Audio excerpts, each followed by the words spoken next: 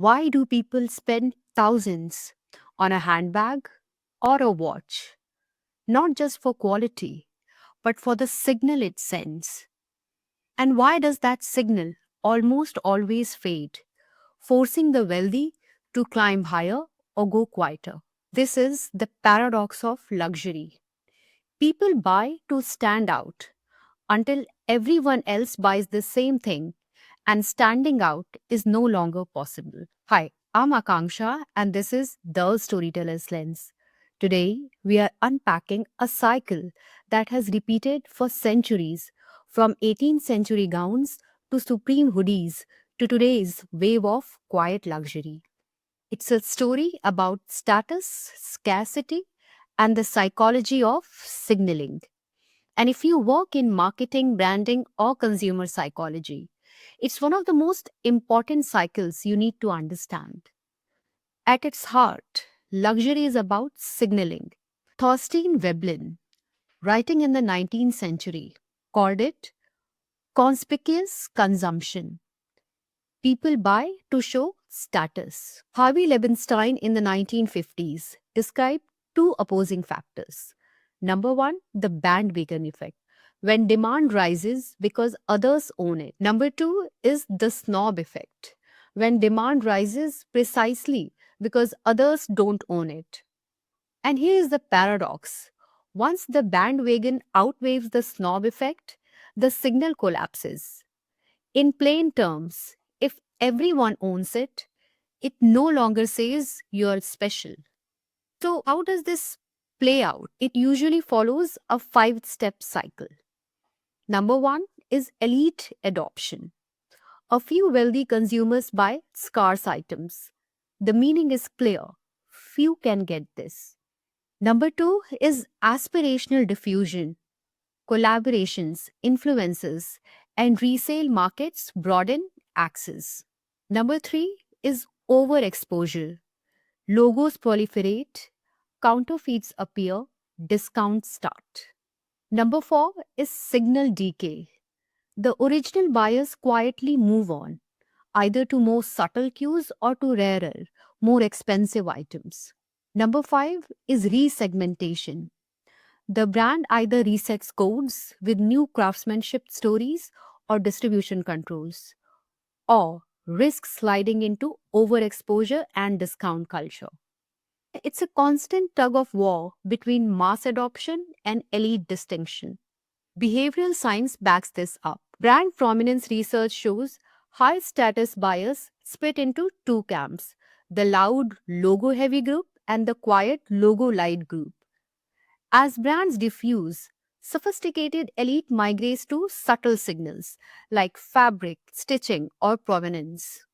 Jonah Berger's work on subtle signals makes the same point. In mature markets, insiders prefer barely legible markers that separate them from the mainstream. So when you see Loro Piana's cashmere baseball cap, plain beige with no visible logo, that's not an accident. It's a deliberate insider signal. Let's make this concrete. Burberry in the 2000s. The iconic Nova check spread so widely it became associated with chow culture in the UK. Management cut the check from 20% of products to just 5%, refreshed creative direction, and rebuilt the brand. A textbook reset. Next is Hermes Birkin. Here, scarcity is the strategy.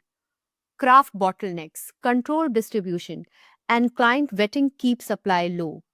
Waitlist and purchase history gating sustain resale premiums.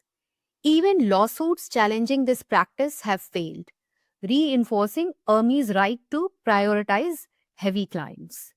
Next is quiet luxury. In 2023 and 2024, brands like Laura Piana, Zegna, and The Raw saw a surge in stealth wealth. Subtle fabrics, muted colors, no logos. The HBO show Succession made this aesthetic visible.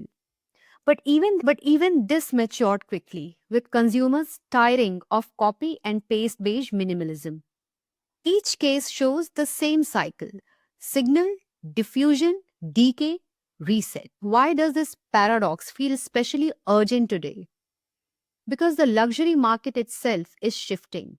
In 2024 and 2025, growth slowed sharply. Some houses lost over 50 million customers as repeated price hikes outpaced perceived value. Buyers moved to resale or challenger brands. But scarcity still works. Hermes, which tightly controls supply, posted nearly 9% sales growth while rivals softened. The lesson? Price alone is not a signal. It only works if it is backed by scarcity, craftsmanship, and credible storytelling. So, how do smart luxury houses stay ahead of this cycle? Well, they use a set of deliberate tools, such as supply throttling, waitlisting, clienteling, and strict production caps. Next is code rotation. Retire overexposed symbols. Introduce new insider cues. Think Burberry checks dialed back or Gucci shifting creative codes. Next is tiered signaling. Entry SKUs for loud signaling. Core SKUs for balance, haute couture, or atelier for quiet signaling. Next is channel gating, keeping top items off e commerce and allocating only in store to maintain myth.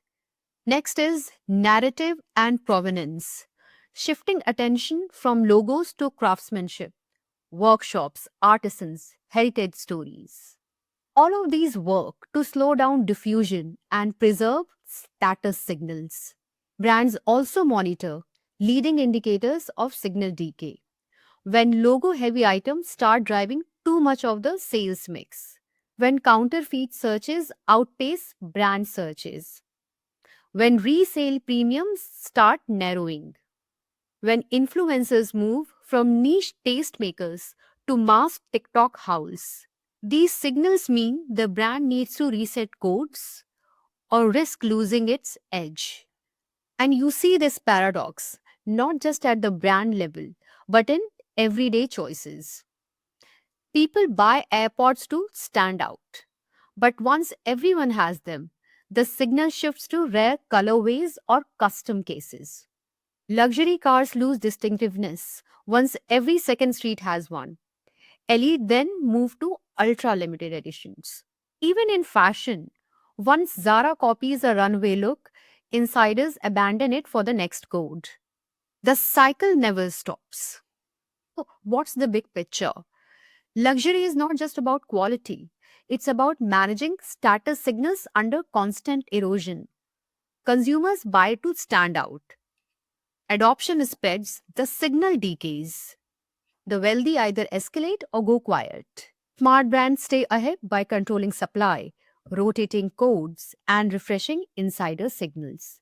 Or in one line, luxury is always temporary. The only thing permanent is the cycle of standing out and then moving on.